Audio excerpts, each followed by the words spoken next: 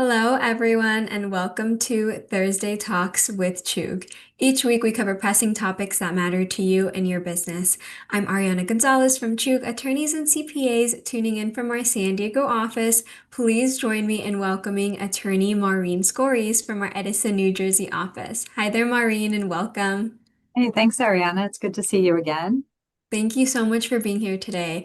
For today's topic, we will be talking all about how to make smart moves to avoid litigation within your company. Just a quick disclaimer before we get started, this conversation is for informational purposes only. It does not create an attorney-client relationship, so if you do have questions, please email us anytime at info@trug.com or feel free to comment them below.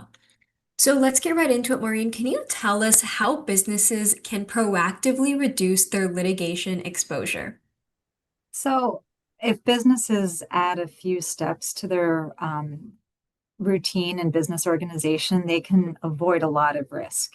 And that would be doing legal audits, having strong company policies, having very good proactive employee training for a number of issues, and also good contracts, spending time on contracts, which we'll discuss later in a little bit more detail.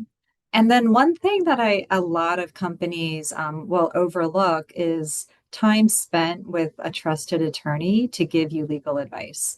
And I can't overstress how important maybe even like an annual or semi-annual lunch meeting with an attorney can really help your business as you're developing, encountering maybe daily issues, whether it's with personnel or customers.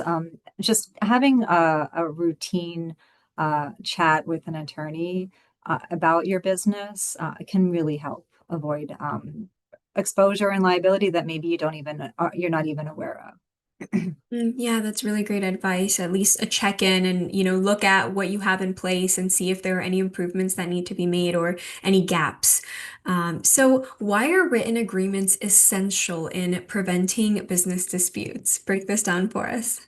All right, absolutely. So contracts define people's roles, their responsibilities, whether it's employee-employer agreement or if it's with a vendor or an independent contractor. A lot of discussions over email or verbal discussions, you need to pin down exactly who's responsible for what, so there's no confusion. It reduces ambiguity with the relationship and keeps people working side by side and together. And if there's a disparity in recollection of what was supposed to be done by one side or the other, it really helps refresh everyone's minds about, oh, right, we were going to do this for, the price we quoted. It wasn't extra, right? So it gives a roadmap for the relationship to keep it both healthy and even keeled for both sides. So there's no surprises. Absolutely. It's important for things to be clearly defined, especially in this case. So, what common risks normally arise from handshake or oral agreements? I know we just stressed how important it is to have things written down. So, what are the risks of these oral agreements that a lot of people do? So the biggest thing is a misunderstanding about what someone's supposed to be doing. What's a deliverable? What's a timeline, right? So, was the job supposed to be done in 3 months, or is it reasonable for that job to take a year? And that's something that can be discussed and set forth in writing in the contract, so that both sides understand. And also pricing. Pricing is a huge thing that you want written out, so there's no surprises later on. It's also if you did have a dispute, it's very difficult to support one side's position if it's not in writing. If you just say, "Oh, well, you told me in a conversation," hey, maybe that's not the other side's perspective, and the court's not going to look at a conversation; they're going to look at a writing. It's very hard to go in and argue your position if you have nothing to back you up in writing. Really good insights there. Can you talk about how regular contract reviews can actually reduce litigation risk? So, reviewing your contracts, I know you always spend a lot of time when you're first before you sign it or at the time of signing to really understand it. But reviewing them periodically, if they're long-term contracts, is very important because you don't look at them every day. And so you might have a relationship with your vendor that kind of goes sideways from what the agreement was. And maybe it's working for you both, but maybe it's not, right? And so there's usually a roadmap, as I mentioned before, in the contracts for how to handle a lot of different scenarios. And it's important to review to refresh um, your mind on like how the relationship's supposed to work. What are you supposed to get out of the price that you're paying? And if there's a dispute, it usually gives you the roadmap for how to handle that. Like if you want to raise a question or if you want to add services. So and it just is good practice, especially for those longer term contracts, to double check to make sure everything is going according to what was agreed. Wow, really great points there. And I think definitely something that's overlooked. You sign something so long ago and you forget about it. So, great insights there. When should businesses consider involving legal counsel in contract negotiations? So and counsel can be really helpful when the matter gets a little bit more complex. Sometimes, if it's just a simple, I'm buying 10 gadgets from this vendor and that's their price, and you do your own research, the business owner doesn't need counsel to figure that one out. You're in business for a reason, you know your industry, you don't always need counsel. But if there's complex products or services involved, a lot of different parties, if there's IP issues are huge. So when you're giving services out, you don't want to lose ownership of your IP because there's value in that, unless that's included in the price of the contract. So you want to make sure you're addressing and protecting your business in the contract. Oftentimes, there's maybe regulatory compliance issues. You have to look at, if there's privacy data you have to worry about, and or if it's in healthcare, there's a lot more regulations, and so you would want attorneys that are familiar with all the changes that go on to help you with those types of contracts. And sometimes even a most basic contract you need counsel to look at if you're not well versed in the terms like indemnity provisions or limitations of liability. A lot of people will get a contract and it's handed to them by someone a vendor, and they're like, oh, everyone, it's just a bunch of legal jargon that we have to have in there, and they don't read it. And then you find out later on that nothing in there protects you if there's a dispute and you lose a lot of money, right? So it even in those situations, it's helpful for even a brief review by a trusted counsel. Wow, yeah, important things to think about there. And, like you said, sometimes people don't exactly know what they're signing, and it helps to have that experience too. We've seen so many different contracts and we know where people try to find those loopholes, and, we can help from that other side. So, can you talk about how contract templates and standard forms might reduce risks? So for a business, if you have a lot of vendors that you're working with, having your own contract that you worked with an attorney to develop for your services, it helps you to have that same contract with everyone, whether it's vendors, if it's all your employees, then you know best what you're doing and what your deliverables are and what your exposure is when you're signing a contract with a new customer or you're signing up a new employee. You know the terms. It's your contract, it's standard. When you have different contracts from different vendors, then you're more likely to maybe run afoul of the terms because you can't memorize all the different terms that your 20 end clients might have you signing. And it's hard to have the personnel on top of those types of legal terms and conditions. And so having some sort of a standard form makes your company run better, improves your relationships because the expectations are really well known and custom.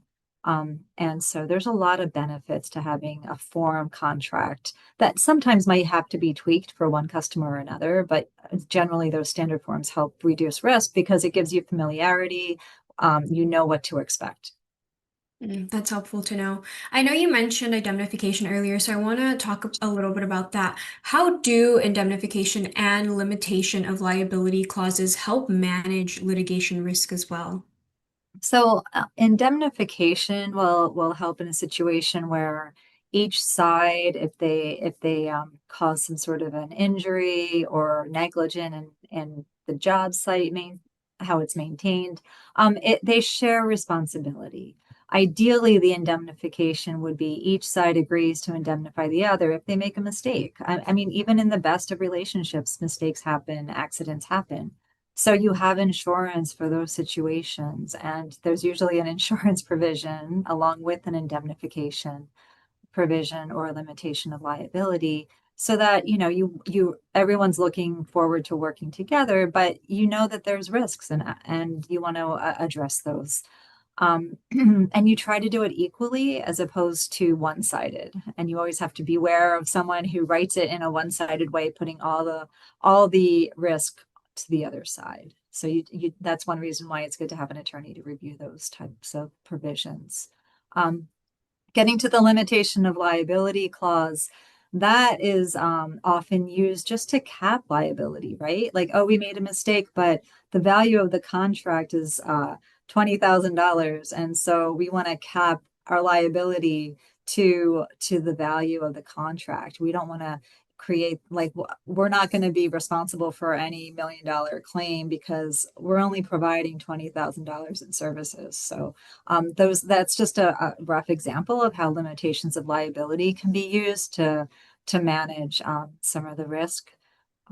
They're not always accepted outright, but there's always negotiations. But and how you can use these tools to run your business more effectively. Really good to know. So, can risk management really lower litigation costs, or are we just delaying them? So it's a really good question, Ariana. Risk management can lower litigation costs, oftentimes with a good program, good training, good contracts, and good documentation. You can really avoid lawsuits altogether.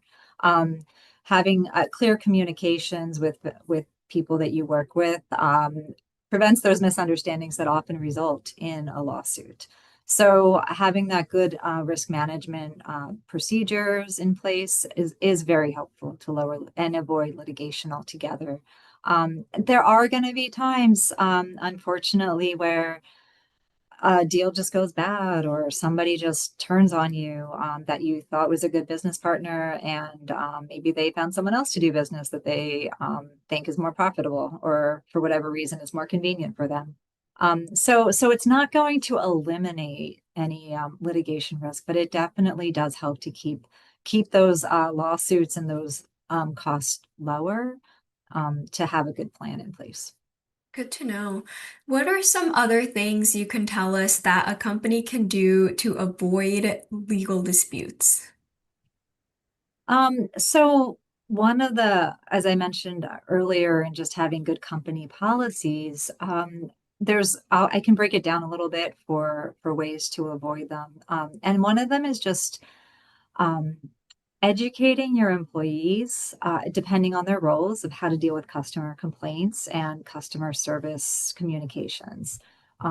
You want to make sure that whatever level they're at, that there's some way to prioritize or escalate issues that might become more serious, that they could result in a lawsuit. And you should have people trained at those higher levels for escalation on how to handle that. And sometimes it's not what you want to do, but sometimes a little bit of a hit to the profits there will save you a lawsuit, which will undoubtedly cost your business money. Um, so good training, having a plan for escalating issues with customers or vendors so that you don't let the problem simmer and get worse. And that means good training of your staff as well for those responsibilities. Another one is just in your marketing. I think many people overlook the fact that there can be false advertising claims depending on your business. So you want to be careful about your marketing. It also embodies your reputation and your brand in your marketing, whether it's on social media or elsewhere. And so you want to be careful and be as truthful with your services without being misleading. You want to build consumer confidence in your business, and that all happens through social media and through marketing. So there are things to really keep an eye on as far as the language you use and what you say. Um, and then I think the other thing would just be to stay up to date on your industry, as well as changes in laws and regulations that may affect your industry. There might be licensing requirements. There might be even employment laws change all the time. So just in running your business, not just your services to others, there's always changes in the laws. So it's important to stay up to date on those things. Really good insights there. So I want to take the other side of this argument. Like we're talking about how to avoid litigation. Let's say we can't avoid litigation in this case. So let's talk about what we can do if we are facing litigation and, what your experience has been working with companies who are going through this. What mistakes, or shortcomings do you sometimes see when maybe a person or a company learns that they're being sued? So I know this is a natural response, but people get angry, they get emotional, they let their feelings take over. It stresses them out and impacts their lives. And the emotional reaction is not always the right reaction. Emotional reactions can make it worse sometimes, whether it's in something you say or something you do. And you can't always take that back. So it's really helpful to consider it as just a cost of doing business. It's just like getting your bill, right? You look at your bill, you assess what to do with it, and you hand it off to your accounts payable team. Make sure they're billing us correctly and get it done, right? So you want to handle a lawsuit in the same way. Yes, you can be angry, but get your attorney involved, get your insurance company involved. Sometimes there's claims the insurance will cover, and they can at least be a first step to helping you understand the process. And it also takes it off your plate because any business owner is super busy with keeping the business going.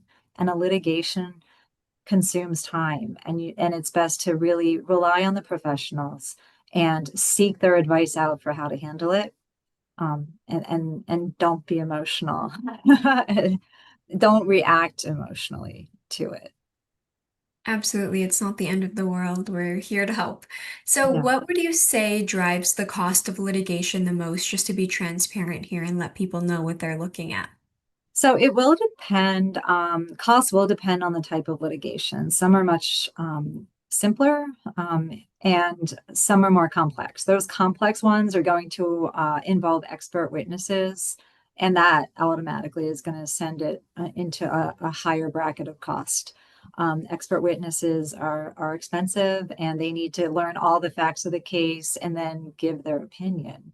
And also especially trial, right? So trial is very expensive. And those are pretty much the two biggest parts. The other very expensive part of litigation is discovery, which is the exchange of information that is part of litigation. Each side has to present their information to support their position. Um, and so that can be, there's lots of tools that we can use to make it efficient, but and when there's disputes, when one side isn't forthcoming and you get into motion practice or arguments with the other side about, hey, your guy is hiding something. We asked for this and you gave us a summary, not where's all the support for that summary. I mean, sometimes it's just obvious and you're just walking into an embroilment of a dispute about information. And just clear communications with your attorneys makes things smoother. And then again, um, trying not to get into discovery disputes with the other side, which can certainly drive costs up. Absolutely. Wow, thank you for sharing that. Can you tell us if you've ever experienced or observed a case that maybe became more expensive than expected, and if that happened, why? Oftentimes it's from unpredictable behavior of the other side, whether it's the other party or it's the other party's attorney. You don't always know. Sometimes you can see through that. But oftentimes you're just not in control of the lawsuit. There's a reason why you ended up in court, right? Somebody disagrees, and it is difficult to manage that disagreement in court too. So it can make things higher and more costly. Sometimes it's just a lack of a planning or a budget. Oftentimes we like to sit down and just explain what the procedure is and we expect this to be a certain amount, but we'll try to keep the cost down each month. But we can't predict the other side. We don't know if they'll file a motion. We can do it if so there's things that you can try to plan a budget for within, based on what but what can change through the discovery process. So, but it does help to just communicate. Also, not to leave things to the last minute is really important. And that includes when we have court deadlines, we always emphasize to our clients, like try to get it to us by, in advance, so that we don't have that last minute scramble that often ends up being a little more expensive. That's helpful to know. Would you say that winning is always worth the cost in litigation? So it it depends. I think a lot of law will depend on your perspective and your appetite for the lawsuit, right?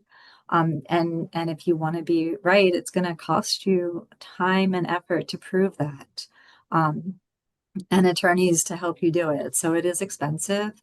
And one example is if somebody owes you $50,000, but to go to trial is going to cost you a lot more than that. Even to go into litigation for 6 months is going to cost you $50,000. So it's not worth always filing a lawsuit. But then if you have a contract that allows you to recoup attorney's fees, then sure, you can also add that in. You're owed $50,000 and you have a contract that gives you attorney's fees when the other side doesn't pay. There's sometimes you have to look at everything that you have, and we really try to counsel our clients on that as well. A lawsuit can be a business decision as well.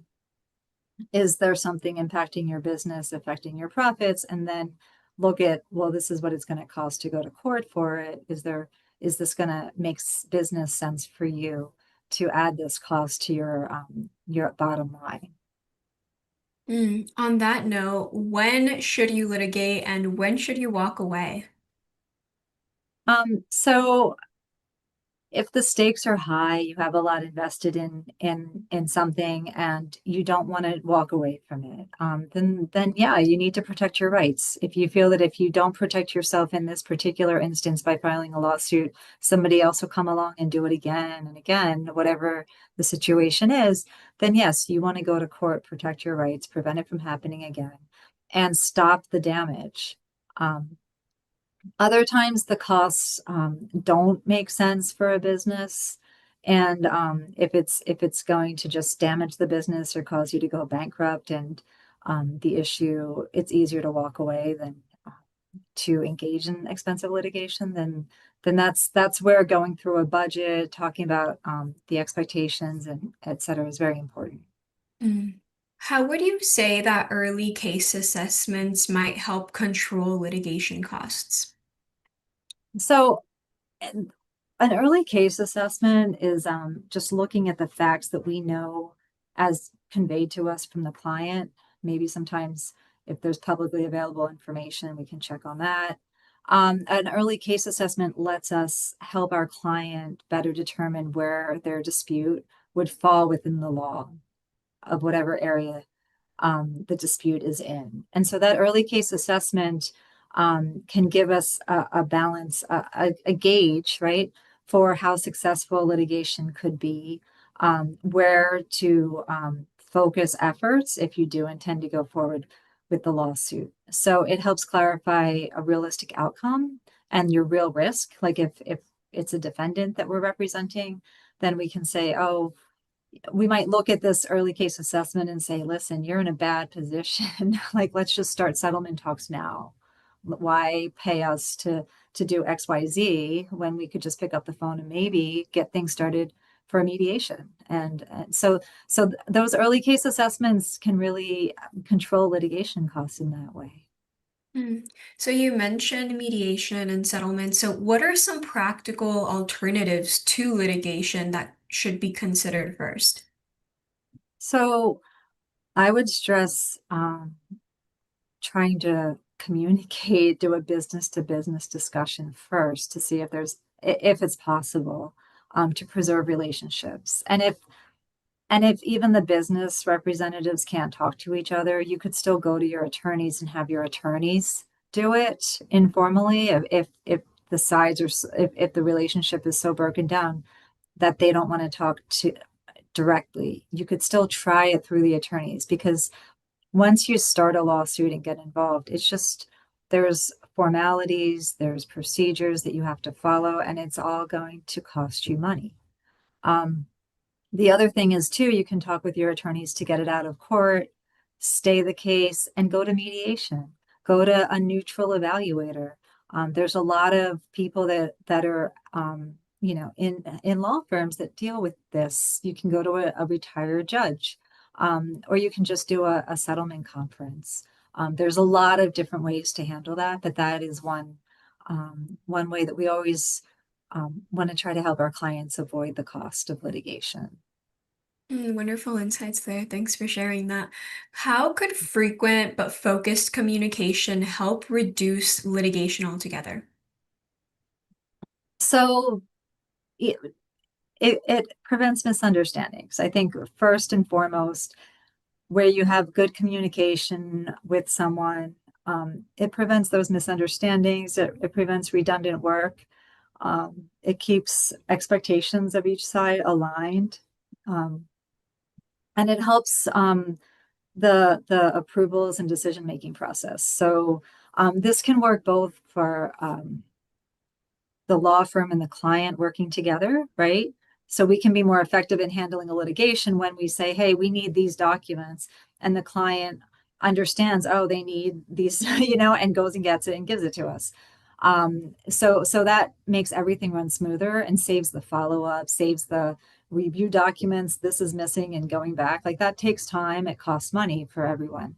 Um, and the same like with your business, the better your communication is in running your business, whether it's with employees and building trust with employees or building trust with your customers, you will have a relationship, a good one, where people will come and talk with you if they are concerned about something or disagree, as opposed to filing a lawsuit. So in a many ways, I think communication is a foundation of all of this. Absolutely. Are there any litigation technologies that can reduce time and cost? So there are a lot of litigation technologies that are useful for larger cases, more complex cases. They can be expensive. So we don't use them for all our cases because the expense doesn't always make sense for what we're handling. But where you do have very complex cases, document heavy cases, you do want to pay the extra for those private companies that provide document review platforms or case management software, and make sure that you don't miss deadlines and things like that. Hmm. If we're looking at resolution and settlement, when would you say is the best time to initiate settlement talks? So I would say anytime is a good time for settlement talks. I mentioned earlier, you get a lawsuit, it doesn't hurt to pick up the phone and call the other side and try to just get to the heart of the matter and see if there's a solution. It's never too early, it's never too late.